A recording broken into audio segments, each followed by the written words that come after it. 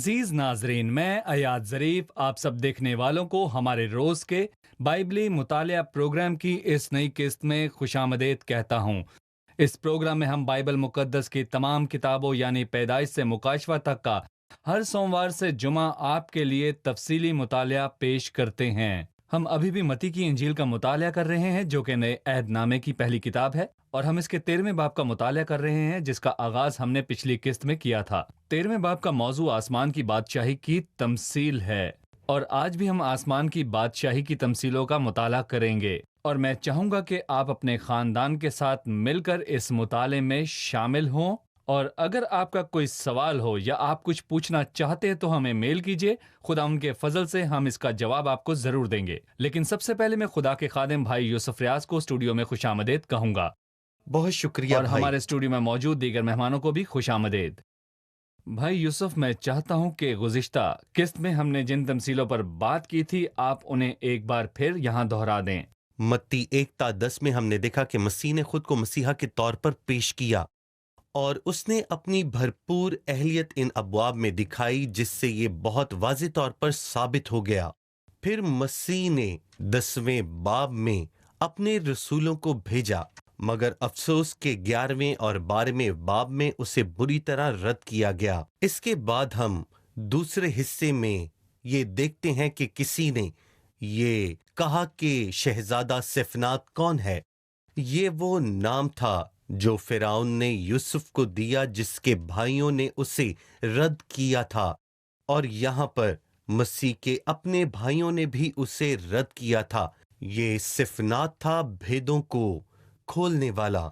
ये भेद खोलने वाला था। लिखा है कि मैं इन बातों को उन पर जाहिर करूंगा जो बिनाए आलम से पोशीदा रहीं, और मसीह उन बातों को यहाँ पर जाहिर करता है जो बिनाए आलम से पोशीदा थी, और उन बातों को कोई नहीं जानता था। हमने 4 तमसीलों पर गौर किया। उनमें से 2 की एक इनफरादी खसूसियत है और 2 की जामी खूबी है। पहली 2 तमसीलें बोने वाले और फिर कड़वे दाने की थीं, और दूसरी 2 राई के दाने और खमीर की थीं। मतलब दोनों तमसीलों में कड़वे दाने और राई के दाने हैं। मैंने कहा कि पहली 2 इनफरादी खसूसियात रखती हैं, और फिर दूसरी 2 तमसीलें एक ग्रोह की तस्वीर पेश करती हैं। राई के दाने में एक छोटी सी इब्तदा बढ़कर एक बड़ा दरख्त बन गया, और फिर थोड़ा सा खमीर बढ़कर ज्यादा खमीर बन गया। और मैं यहाँ पर यह कहना चाहूंगा कि मसीहत की कामयाबी की सबसे बड़ी वजह मसीह की अंदर की पाकीज़गी थी। हम अपने नाजरीन को इन तमसीलों की कुछ गलत तशरीहात याद दिलाते हैं। और जैसे आपने हमें गेहूं और कड़वे दाने की तमसील में याद दिलाया कि यहाँ ऐसी कोई तालीम नहीं कि मसीह के आने से पहले पूरी दुनिया गेहूं में बदल जाएगी। जमानों के आखिर तक कड़वे दाने कड़वे और गेहूं गेहूं ही रहेगा। सही। और इसी तरह खमीर इंजील फैलाने की बात नहीं करता। इंजील की मुनादी और तालीम दी गई है, लेकिन मसीही एतराफ में झूठी तालीम मुतारिफ कराई गई है। जी। 36वीं आयत में जब मसीह गेहूं और कड़वे दानों की तमसील बयान कर रहा था, उन्होंने कुछ ऐसी बातें कहीं जिन पर हमें बात करने की जरूरत है। बेशक उसने बयान किया कि अच्छा बीज क्या था और खुदा का कलाम क्या था, और सही। बताया कि दुश्मन कौन था। लेकिन मैं 41वीं आयत पर बात करना चाहूंगा, मसीह इब्ने आदम कौन है। जब उसने कहा कि इब्ने आदम अपने फरिश्तों को भेजेगा और वो सब ठोकर खिलाने वाली चीजों और बदकारों को उसकी बादशाही में से जमा करेंगे।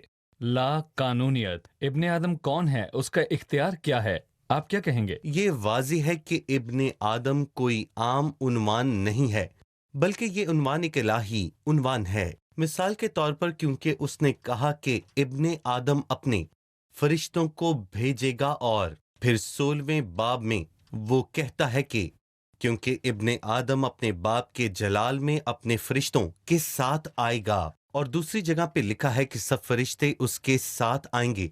मतलब कि इब्ने आदम के पास फरिश्ते हैं, और इब्रानियों 1 में लिखा है वो अपने फरिश्तों को हवाएं और अपने खादमों को आग के शोले बनाएगा। इब्ने आदम खुदा है जिसका ज़हूर जिस्म में हुआ, और जब वो दुनिया की अदालत करेगा तो वो इंसान के तौर पर करेगा, और इसीलिए उसने यहाँ पर कहा है कि यीशु इब्ने खुदा है, और यही सच है। हम ज़बूर 103 से समझते हैं कि फरिश्ते खुदावंद के फरिश्ते हैं। اے خداوند کے فرشتوں، اس کو مبارک کہو تم جو زور میں بڑھ کر ہو اور اس کے کلام کی آواز سن کر اس پر عمل کرتے ہو۔ ہم نے 12ویں باب میں دیکھا جی کہ مسیح خداوند ہے اور وہ سبت کا مالک ہے جی اور فرشتوں کا خدا ہے اور صحیح، فرشتے اس کے بالکل۔ ہیں۔ صحیح بھائی یوسف، 3 تمثیلیں باقی ہیں۔ پہلی کھیت میں چھپے خزانے کی تمثیل ہے، پھر موتی کی تمثیل ہے اور پھر جال جو سمندر میں ڈالا گیا۔ میں چاہتا ہوں کہ آپ 44ویں آیت جو کہ کھیت میں چھپے خزانے پر ہے اس کی ہمیں وضاحت فرما دیں۔ آسمان کی بادشاہی کھیت میں چھپے خزانے کی مانند ہے جسے کسی آدمی نے پا کر چھپا دیا اور خوشی کے مارے جا کر جو کچھ اس کا تھا بیچ ڈالا اور اس کھیت کو مول لے لیا۔ برائے مہربانی آپ اس کی وضاحت فرما دیں۔ میں یہاں پر مسیح کی وضاحت پر بھروسہ کروں گا۔ اس نے اس تمثیل میں وضاحت نہیں کی، لیکن دوسری تمثیل میں اس نے وضاحت کی کہ دنیا ایک کھیت ہے۔ لہٰذا اگر ایک خزانہ کھیت میں ہے اور وہ کھیت دنیا ہے، اور اس میں کون سی چیز قیمتی ہے جس کی وجہ سے ابن آدم نے کھیت خریدا؟ اس کا خزانہ ایماندار ہے۔ اگر ابن آدم نے خزانہ ایمانداروں کو کہا تو سچ میں ایماندار خزانہ ہیں، اور در حقیقت ایک سے زیادہ جگہ پر ایمانداروں کو مسیح کا خزانہ کہا گیا ہے۔ اس لیے اس نے کھیت خریدا کیونکہ ابن آدم کا خزانہ اسی کھیت میں موجود تھا اور وہ اس خزانے سے پیار کرتا ہے۔ کچھ لوگ اس باب میں اسے دنیا کا کھیت کہتے ہیں اور کچھ لوگ کچھ اور کہتے ہیں۔ وہ کہتے ہیں کہ خزانہ مسیح یا پھر انجیل ہے، اور ایماندار وہ ہے جس نے کھیت خریدا۔ اس نے کیا خریدا؟ اس نے انجیل یا مسیح کو جیتنے کے لیے یہ خریدا۔ در حقیقت مسیح وہ ہے جس نے پوری دنیا کو خریدا، حتیٰ کہ اس کے بدکاروں کو بھی۔ یہ پطرس 2 میں کہتا ہے اس مالک کا انکار کریں گے جس نے ان کو خریدا ہے۔ لیکن ابن آدم نے پوری دنیا کو خریدا۔ لیکن اس نے پوری دنیا کو کیوں خریدا؟ کیونکہ خزانہ یعنی ہر ایماندار انفرادی طور پر اس کے لیے بہت زیادہ قیمتی ہے۔ لہٰذا تمام دنیا مسیح سے تعلق رکھتی ہے، یہاں تک کہ صحیح، بدکار بھی۔ مسیح ہم یہاں سب تک کہ کا بدکار بھی۔ مالک ہے۔ بالکل۔ لیکن لفظ چھپے ہونے کا کیا مطلب ہے؟ کیا یہ ہمیں یہ بتاتا ہے کہ دنیا کو ابھی کلیسیا کا پتہ نہیں؟ لوگ موجودہ ایمانداروں دور کی میں قدر نہیں کرتے۔ اب دنیا ہمیں اس لیے نہیں جانتی کہ اس نے اسے بھی نہیں جانا، اسی لیے ہمارا دنیا میں حصہ نہیں ہے، کیونکہ خزانہ کھیت میں چھپا ہوا بالکل ہے۔ خزانہ چھپا ہوا ہے، اور ایماندار کی زندگی مسیح یسوع میں خدا میں پوشیدہ ہے۔ چھٹی تمثیل 45ویں آیت میں ہے، پھر آسمان کی بادشاہی اس سوداگر کی مانند ہے جو عمدہ موتیوں کی تلاش میں تھا۔ جب اسے ایک بیش قیمت موتی ملا تو اس نے جا کر جو کچھ اس کا تھا سب بیچ ڈالا اور اسے مول لے لیا۔ اس تمثیل میں دنیا نہیں بلکہ موتی پر زور ہے۔ موتی کیا ہے اور سوداگر کون ہے؟ آپ کیا کہیں گے؟ اپنی خوبصورتی اور اتحاد میں موتی کلیسیا ہے، جس کا مطلب ہے کہ مسیح ہم سے انفرادی اور کلیسیائی طور پر بہت زیادہ محبت رکھتا ہے، اور یہی بات ہم افسیوں کے 5ویں باب کی پہلی آیت میں، پھر دوسری اور 25ویں اور پھر 26ویں آیت میں دیکھتے ہیں۔ اور پہلی اور دوسری آیت میں ہم دیکھتے ہیں کہ مسیح نے ہم سے محبت کی اور ہمارے واسطے اپنے آپ کو دے دیا۔ لیکن 25ویں اور 26ویں آیت میں مسیح نے بھی کلیسیا سے محبت کی، لہٰذا اس نے ہر فرد سے اور اجتماعی طور پر کلیسیا سے محبت کی، اور اگر موتی جڑا رہے تو اس کی قدر موتی نہیں رہتی رہے ہے۔ گا۔ یہاں وہ ہمیں کلیسیا کی خوبصورتی اتحاد کے بارے میں بتاتا ہے، پھر وہ چھپے ہوئے پہلو کو ہمارے سامنے بیان کرتا ہے جن میں تکالیف ہیں اور جو کلیسیا کی تشکیل ہیں۔ موتی اور ہیرا سونے کی طرح نہیں ہوتا، اور سونا زمین سے آتا ہے جو کہ بہت مہنگا اور قیمتی ہوتا ہے، جو کلیسیا ہے۔ سونا ایک ایسی دھات ہے جو زمین سے نکلتی ہے۔ آج کل کے دور میں سبھی سونے کو بہت زیادہ پسند کرتے ہیں، لیکن موتی ایک زندہ ہستی کے درد کا نتیجہ ہے۔ اور میں یہاں پر یہ بھی کہوں گا کہ جب مٹی کا ایک ذرہ جسم یا پھر سپی کے اندرونی خول میں داخل ہوتا ہے تو بہت زیادہ درد کا باعث بنتا ہے، لہٰذا یہ ایک مایا کو خفیہ کرتا ہے جو بعد میں ایک موتی بنتا ہے۔ اور جتنی زیادہ یہ سمندری حیاتیات درد کو برداشت کرتی ہیں اتنا ہی یہ موتی زیادہ بڑھتا ہے۔ لیکن سارا جلال ہمارے زندہ مسیح کو ملے جس نے درد کو برداشت کیا، اور اسی پر ہم توقف کرنا چاہیں گے کہ اس نے جتنا درد کو برداشت کیا اتنا اس موتی کا سائز بڑھتا گیا۔ لہٰذا خزانہ انفرادی طور پر ایماندار ہے، جبکہ موتی ایک اکائی کے طور پر کلیسیا ہے، بالکل۔ اور دونوں معاملات میں یہ ایک اکائی ہی ہیں۔ مسیح نے ہمیں خریدا ہے۔ جی بہت شکریہ بھائی، ہم یہاں پر ایک وقفہ لیں گے اور پھر دوبارہ حاضر ہوں گے۔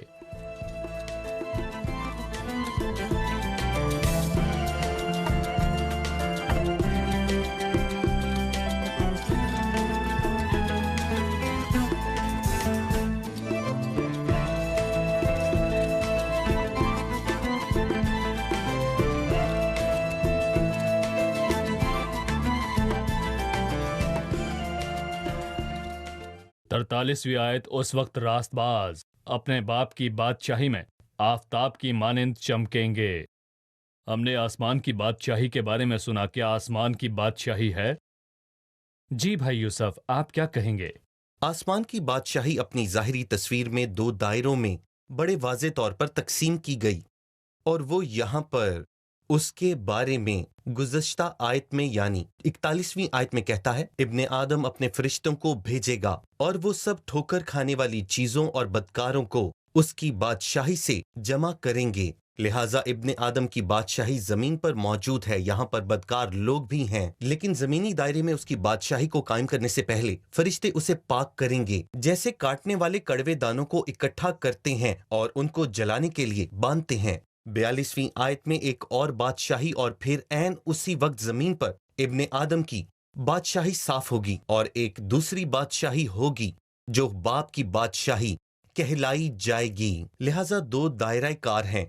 जमीन पर तो इब्ने आदम की बादशाही होगी, ये उन पर मुश्तमिल होगी जो जमीन पर जमीनी जिस्मों में रहते हैं और 1000 सालों से यहाँ रहते हुए खाते पीते हैं और यहीं पर शादियां करते हैं। लेकिन एक आसमानी दायरा कार है जिसे बाप की बादशाही कहते हैं, जिसमें हम अपने जमीनी बदनों में नहीं बल्कि मसीह की मानिंद अपने जलाली बदनों में जाहिर होंगे।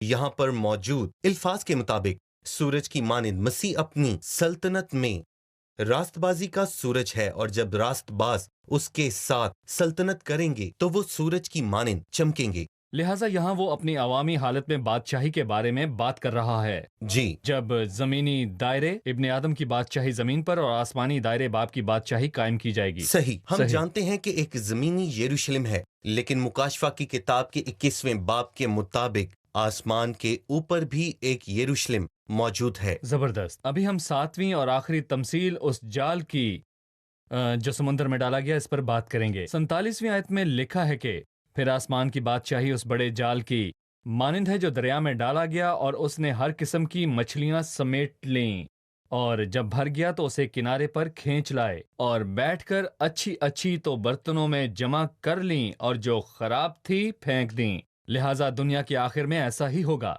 फरिश्ते निकलेंगे और शरीरों को रास्तबाजों से जुदा करेंगे, उनको आग की भट्टी में डाल देंगे, वहां रोना और दांत का पीसना होगा। 7वीं तमसील के मुतालिक आप क्या कहेंगे? कुछ लोगों के मुताबिक आखिरी 3 तमासीलें खुदा की यहूदियों के साथ मामलात के बारे में हैं, जो कि मलाकी के 3 बाब की 17वीं आयत के उसके मुताबिक ज़ेवरात। खजाना है। खुरूज 19 के मुताबिक वो उसका खजाना और अपने लोग हैं। और फिर इसके बाद मोती एक कलीसिया है। लिहाजा जमीनी लोगों और कलीसिया के दरमियान एक मामला चल रहा है। फिर गैर कौम और तमसील के अल्फाज हैं। वो तमसील कुछ इस तरह है कि वो जाल जो समंदर में डाला गया, वो जाल मुसीबत के दौर में डाला जाएगा और ये अच्छे और बुरे दोनों को जमा कर लेगा। और कहा जाता है कि गलील की झील में 30 किस्म की मछलियां थीं, जो कि सारी खाने के लायक ना थीं, कुछ पाक थीं, कुछ नापाक, मगर इतनी बड़ी नापाक तादाद मछलियां में जमा करने के पाक बाद और नापाक मछलियां बड़ी मुसीबत के दौर में जाल में बड़ी तादाद में मछलियां आईं। लेकिन यहूदी कानून के मुताबिक कुछ उसमें से खाने वाली थीं और कुछ नहीं, क्योंकि गलील की झील में से सारी मछलियां खाने वाली मछलियां ना थीं। लिहाजा मुकाशफा के 7वें दीनदार बहुत होंगे और वो जमानों के आखिर में उनको अलग करेगा, और यही वो वक्त होगा जब जिंदों की अदालत की जाएगी। और ये वक्त जरूर आएगा, और जब चरवाहा आएगा तो वो अपनी कौम को दूसरों से अलग करेगा, जैसे एक चरवाहा अपनी भेड़ों को बकरियों से करता है। उस वक्त बादशाह अपने दाहिनी तरफ वालों से कहेगा, आओ मेरे बाप के मुबारक लोगो, जो बादशाही बनाए आलम से तुम्हारे लिए तैयार की गई है, मिरास में लो। और बकरियों से कहेगा कि हमेशा की आग में जाओ। सही। मेरा सवाल जो इन 7 तमसीलों से मुंसलिक है वो ये है कि क्या इन तमसीलों और बाइबल में मौजूद बाकी हिस्सों से कोई ताल्लुक पाया जाता है, मसलन मुकाशवा के 2 और 3 बाब से जमीन पर कलीसिया के सफर या किसी दूसरे हिस्से में? दरअसल मत्ती 13वें बाब में और मुकाशफा के 2 और 3 बाब में एक खूबसूरत ताल्लुक है जो हमें वाज़े तौर पर बताता है कि बाइबल मुकद्दस खुदा का जिंदा पाक कलाम है। कोई भी इस तरह ख्यालात की तश्कील इस तरह खूबसूरत अंदाज में नहीं दे सकता जैसा कि मत्ती 13वें बाब और फिर मुकाशफा के 2 और 3 बाब में बड़े वाज़े तौर पर पाई जाती है। भाई अब हम एक चार्ट देखेंगे जो मत्ती 13 और मुकाशवा के दूसरे तीसरे बाब को मिलाता है जमीन पर कलीसिया के 7 सफर। ब्राय मेहरबानी इनके मुतालिक बताइए, आपकी राय क्या है? जी भाई। बीज बोने वाले की तमसील हमें कलाम मुकद्दस को फैलाने के बारे में बताती है। जैसे वो बताता है कि उन्होंने खुदा के कलाम को फैलाने में सब्र किया और महफूज रखा, और ये रसूलों का दौर है। दूसरी तमसील गेहूं और कड़वे दानों की है, और अफसोस के झूठे लोग कलीसिया में दाखिल हुए, और ऐसा हम समुर्ना की कलीसिया के दौर में देखते हैं, जो अपने आप को यहूदी कहते हैं और हैं नहीं बल्कि शैतान की जमात से हैं। और फिर तीसरी तमसील राई के दाने की तमसील है। वो सब बीजों से छोटा होता है, मगर जब बढ़ता है तो सब तरकारियों से बड़ा होकर दरख्त बन जाता है। और बिल्कुल यही तीसरी कलीसिया के साथ हुआ जब कस्तंतुनिया ने मसीहत को कबूल कर लिया। ये अफाकी मजहब बन गया था। ये 313 ईस्वी में हुआ जब कस्तंतुनिया ने मसीहत इख्तियार की और ये एक अफाकी मजहब बन गया। हम इसमें राई के दाने की तमसील की तकमील को देखते हैं कि वो बढ़कर दरख्त बन गया। फिर खमीर की तमसील है। एक औरत ने खमीर लेकर 3 पैमाने आटे में मिला दिया, और चौथी कलीसिया में भी हम एक औरत को देखते हैं कि तूने एक औरत एजाबेल को रहने दिया, जो अपने आप को नबिया कहती है और मेरे बंदों को हराम कारी करने और नबूवत की कुर्बानी खाने की तालीम देती है और गुमराह करती है। औरत की वजह से खमीर दाखिल हुआ, और गलत तालीम भी मुकाशफा 2 में औरत एजाबेल की वजह से कलीसिया में दाखिल हुई। चौथी कलीसिया में खजाने की तमसील सच्चाई का हसूल। दरअसल इस तलाक के दौर में खुदावन ने सच्चाई को फैलाया। ये ईमानदारों की शबी है जो जमीन पर खजाना होते हुए अपनी जगह और हालात से वाकिफ हैं और इस दुनिया से अलग हो गई। और फिर छठी तमसील मोती की तमसील है, सच्चाई जो कलीसिया से मुतल्लिक है, जो हम फिलडेल्फिया की कलीसिया में बड़े वाज़े तौर पर देखते हैं। वो कलीसिया जो करीब से मसीह के साथ बहुत ज्यादा जुड़ी हुई थी। और ये सब कुछ 18वीं और फिर इसके बाद 19वीं सदी में हुआ। और फिर आखिरी तमसील है जो हम सबको अच्छी और फिर बुरी मछलियों के ताल्लुक से बताती है। फिर लदुकिया की कलीसिया के हालात हैं जो ना कि सर्द हैं और ना ही गर्म, बल्कि सर्द और गर्म की आमेजिश है। मैं यहाँ पर यूं कहूँगा, वो ना तो ज्यादा सर्द थे और ना ही गर्म थे। वो नीम गर्म थी और मसीह उसे मुंह से निकाल फेंकने को था, और ये जमीन पर कलीसिया का आखिरी मरहला था। लिहाजा मुकाशवा 2-3 में 7 कलीसियों का सफर पेंतिकोस्त के दिन से लेकर मसीह की आमद तक कलीसिया के सफर के बारे में बात करता है। हम आसमान की बादशाही की तमसीलों में जमीन पर बादशाही की एक इखलाकी तस्वीर भी देखते हैं। सही। और कलीसिया जो जमीन पर बादशाही की नुमाइंदगी करती है, हत्ता कि हम आखिरी तमसील पर पहुंच जाते हैं। वो जाल जो समुद्र में डाला गया, जो कलीसिया के आखिरी दौर के बारे बात करता है। अभी भी यहाँ अच्छी बुरी मछलियां हैं और शरीर लोग कलीसिया में पाए जाते हैं, लेकिन मसीह आएगा और बहुत जल्द हकीकी कलीसिया को साथ ले जाएगा, और हम सबको उस वक्त के लिए तैयार रहना चाहिए। बिल्कुल। शुक्रिया भाई यूसुफ। अभी हम यहाँ पर एक वक्फा लेंगे और फिर दोबारा हाजिर होंगे।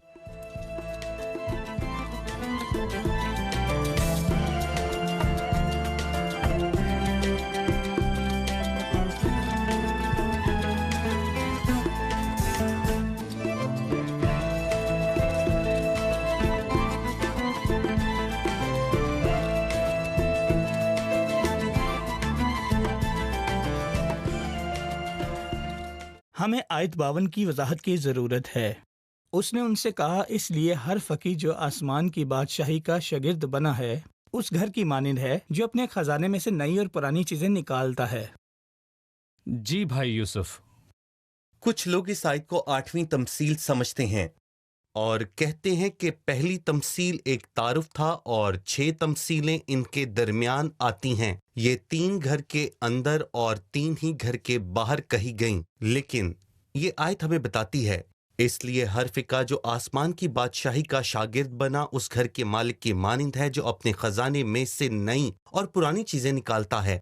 शायद इसलिए मैं इसमें कलाम की कामलियत और इसकी लामहदूद वुसअत को देखता हूँ। लिहाजा हर फिक्के को, चाहे वो 1000 हो या फिर वो लाखों की तादाद में हो, हर एक फिक्के को हदायत हुई कि वो अपने खजाने में से नई और पुरानी चीजों को निकालें।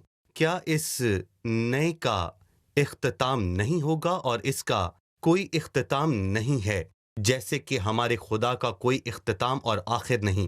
اسی طرح اس کا کلام ہے، کیونکہ تو نے اپنے کلام کو ہر نام سے زیادہ عظمت دی کلام ہے، کو عظمت اور دی ہے۔ میں نے دیکھا کہ ہر کمال کی انتہا ہے، لیکن تیرا کلام نہایت وسیع ہے۔ اور دوسری چیز جو ہم سیکھتے ہیں وہ یہ ہے کہ نئی چیزیں موجود ہیں اور پرانی چیزیں اپنی چمک ہوتی ہیں، اور وہ اپنے خزانے میں سے انہیں نکالتے ہیں۔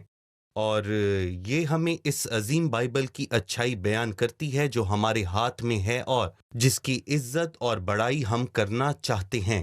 اور نئی چیزوں سے مراد نئے مکاشفات نہیں، جیسا کہ عام طور پر لوگ اس کو سمجھتے ہیں، اتھینیوں کی طرح نہیں جو نئی چیزوں کو تلاش کرتے ہیں، اور جدید فیشن کرنے والے اناستیوں کی طرح نہیں، بلکہ ہم حقیقی تعلیم اور مضبوط تعلیم کو پکڑے رہتے ہیں اور اس کو ہر جگہ پہنچانے کی ہر ممکن کوشش کرتے ہیں۔ اور اطلاق کی لامحدود تعداد ہے، ہم فراہم کو مضبوطی سے پکڑے رہتے ہیں، اور ہم اطلاق میں نئی اور پرانی چیزیں ڈھونڈ سکتے ہیں، جو کہ بہت زیادہ ضروری ہے۔ صحیح، شکریہ۔ اس کے بعد وہ 54ویں آیت میں کہتا ہے کہ اور اپنے وطن میں آ کر ان کے عبادت خانے میں ان کو ایسی تعلیم دینے لگا کہ وہ حیران ہو کر کہنے لگے کہ اس میں یہ حکمت اور معجزے کہاں سے آئے؟ کیا یہ بڑھئی کا بیٹا نہیں؟ اور اس کی ماں کا نام مریم اور اس کے بھائی یعقوب اور یوسف اور شمعون اور یہودا نہیں؟ اور کیا اس کی سب بہنیں ہمارے ہاں نہیں؟ پھر یہ سب کچھ اس میں کہاں سے آیا؟ اور انہوں نے اس کے سبب سے ٹھوکر کھائی۔ مگر یسوع نے ان سے کہا کہ نبی اپنے وطن اور اپنے گھر کے سوا اور کہیں بے عزت نہیں ہوتا۔ اور اس نے ان کی بے اعتقادی کے سبب سے وہاں بہت سے معجزے نہ دکھائے۔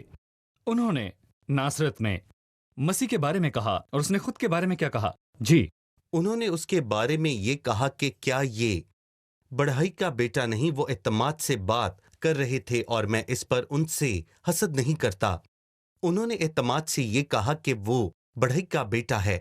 اور آج کل بہت سے ایسے لوگ ہیں جو یسوع مسیح کے بارے میں معلومات دوسرے ذرائع سے بھی لیتے ہیں اور اس کے بارے میں اعتماد سے بات کرتے ہیں، لیکن یہ غلط ہے، کیونکہ وہ بڑھئی کا بیٹا نہیں تھا اور نہ ہی اسے اس سے کچھ لینا دینا تھا، کیونکہ وہ خدا کا بیٹا ہے جو مقدسہ مریم سے پیدا ہوا۔ لیکن افسوس کی بات یہ ہے کہ انہوں نے کہا کہ یہ بڑھئی کا بیٹا ہے، اور مسیح نے ان کی بے اعتقادی کی وجہ سے وہاں پر بڑے کام نہیں کیے تھے۔ کوئی کنویں کے پاس جا کر بنا پانی پیے واپس آنا پسند کرے گا؟ کیا کنواں سوکھ گیا ہے؟ تو اس نے ان سے کہا کہ نہیں، میں پانی ڈالنے کے لیے ایک برتن ساتھ نہیں لایا، جب میرا ایمان ہی نہیں تو میں پھر وہاں سے خالی ہاتھ آؤں گا، جس کا بغیر مجھے پانی کوئی کے۔ فائدہ نہیں۔ صحیح۔ انہوں نے صرف یہ نہیں پوچھا کہ یہ بڑھئی کا بیٹا نہیں، بلکہ انہوں نے ایک اور سوال بھی پوچھا کہ اس میں یہ حکمت اور معجزے کہاں سے آئے؟ اور شاید یہ سوال آج تک دہرایا جاتا ہے، اور ہم کہتے ہیں کہ مسیح نے نشان دکھائے اور بڑے کام کیے، اور وہ کہتے ہیں ہاں اس نے کیے، لیکن خود نہیں بلکہ خدا کی اجازت سے۔ کیا مسیح نے خدا کی اجازت سے موسیٰ، ایلیا، الیشا کی طرح ہی بڑے کام اور معجزات کیے، یا اس نے وہ اپنی قوت سے کیے؟ بھائی یوسف، اس کی وضاحت ہمیں سمجھا دیجئے۔ اگر ہم اس کے حیرت انگیز بڑے معجزوں میں سے ایک معجزہ لیں، ویسے تو اس نے بہت زیادہ معجزے کیے ہیں۔ لازر کی بیماری کا جب یسوع نے سنا تو اس نے کہا کہ اس کی بیماری موت کے لیے نہیں بلکہ میرے باپ کے جلال کے لیے ہے۔ لہٰذا مسیح کو جلال ملا جب اس نے یہ بڑا کام اپنی قوت کے ساتھ کیا، اور وہ روح القدس سے مسح کیا گیا، اور اس نے بھی بھلائی کی اور ان لوگوں کو شفا دی جو ابلیس سے دکھ اٹھا رہے تھے، اور ان کی حالت بہت بری تھی کیونکہ اس کو روح القدس سے مسح کیا گیا تھا اور اس میں یہ سب کرنے کی قوت اور قدرت تھی۔ مسیح کے معجزات اور عظیم کاموں کے معاملے میں ہم کہہ سکتے ہیں کہ یہ وہ کام ہے جنہیں خدا کے خود مختار کام کہا جاتا ہے، جو صرف خدا ہی کر سکتا ہے۔ صحیح۔ خدا موسیٰ، الیشا کو کچھ معجزاتی کام کرنے کی قوت دے سکتا ہے، لیکن کوئی بھی تخلیق کرنے کا معجزہ نہیں کر سکتا، کیونکہ یہ خدا کی بالکل۔ مہارت ہے۔ اگر خدا کسی انسان کو تخلیق کرنے کی قوت دیتا ہے تو پھر کائنات خدا کے بغیر کر سکتی ہے، جیسے اختیار رکھنے والا سفیر خدا کے کام انجام دے رہا ہے۔ مسیح نے یہ ثابت کرنے کے لیے تخلیق کیا کہ وہ خالق ہے، اور اس نے گناہوں کو معاف کیا، کیونکہ وہی خدا ہے اور گناہوں کو معاف کر سکتا ہے۔ لہٰذا ایسے کام ہیں جنہیں خدا کے خود مختار کام کہا جاتا ہے، انہیں صرف خدا ہی کر سکتا ہے، اور مسیح نے وہ کیے خدا کی اجازت سے نہیں بلکہ اپنی قوت سے، کیونکہ وہ مجسم خدا ہے۔ مستقبل میں تخلیق اور بحالی اور عدالت یہ سب خدا کے کام ہیں جو مسیح شکریہ کرتا ہے۔ بھائی، ہم قسط کے اختتام پر پہنچ چکے ہیں۔ گفتگو بہت ہی مفید رہی، اور آنے والی ایک ساتھ میں ہم متی کی انجیل کے باقی حصوں کو پڑھنا جاری رکھیں گے۔ اب مہمانوں سے رائے جانتے ہیں۔ آج کی قسط سے آپ نے کیا سیکھا؟ اس جملے نئے اور پرانی چیزوں سے ہم نے سیکھا ہے کہ اس کا مطلب یہ نہیں کہ ہم نئے مکاشفات کا انتظار کریں، بلکہ یہ نشاندہی کرتی ہے کہ خدا کا کلام تعلیمی ڈھانچے میں لامحدود ہے اور ہم اس سے بہت سی چیزوں کو سمجھتے ہیں۔ یہ لامحدود ہے۔ میں مسیح کے الفاظ سے متاثر ہوا جو اس نے کلیسیا کے لیے کہے کہ اس وقت راست باز اپنے باپ کی بادشاہی میں آفتاب کی مانند چمکیں گے۔ اس خزانے کی مانند کہا جس کو خریدنے کے لیے سب نے سب کچھ بیچ دیا، اور اسے ایک بیش قیمت موتی کی مانند کہا، جو کہ ایک بہت ہی زبردست بات ہے۔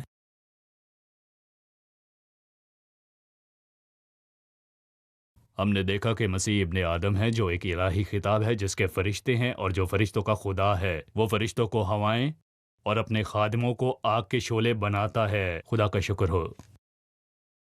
شکریہ، خدا آپ کو برکت دے۔ بھائی یوسف، خدا آپ کا آپ کو بھی برکت دے۔ شکریہ۔ ناظرین، یہ باب اس انتباہ کے ساتھ ختم ہوا۔ میں اسے ہر ایک کے لیے ایک انتباہ کے طور پر دیکھتا ہوں، اور جس کسی نے بھی مسیح کی عظمت اور مکاشفہ کو اپنی آنکھوں سے دیکھا لیکن اس کے باوجود اس پر الزام لگایا اور اسے قبول نہیں کیا، ناصرت کے لوگوں نے وہ تمام تمثیلیں جاننے کے بعد جو مسیح نے کہیں اور وہ تمام کام دیکھنے کے بعد جو مسیح نے کیے، اس پر الزام لگایا اور کہا کہ یہ بڑھائی کا بیٹا ہے۔ اور آج تک بہت سے لوگ ہیں جو یہ ایمان نہیں رکھتے کہ مسیح خدا کا بیٹا ہے، اور وہ کہتے ہیں کہ وہ صرف ایک نبی یا انسان یا پھر ایک استاد ہے۔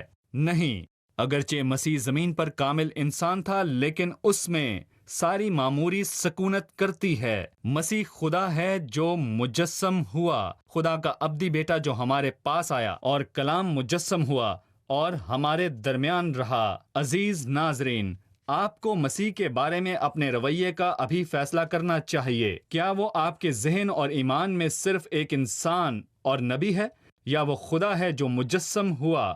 ہر کوئی جو اقرار کرتا ہے کہ مسیح اس کا خداوند ہے، وہ ابدی زندگی رکھتا ہے۔ اگلے پروگرام میں پھر ملاقات ہوگی۔ خدا آپ کو برکت دے۔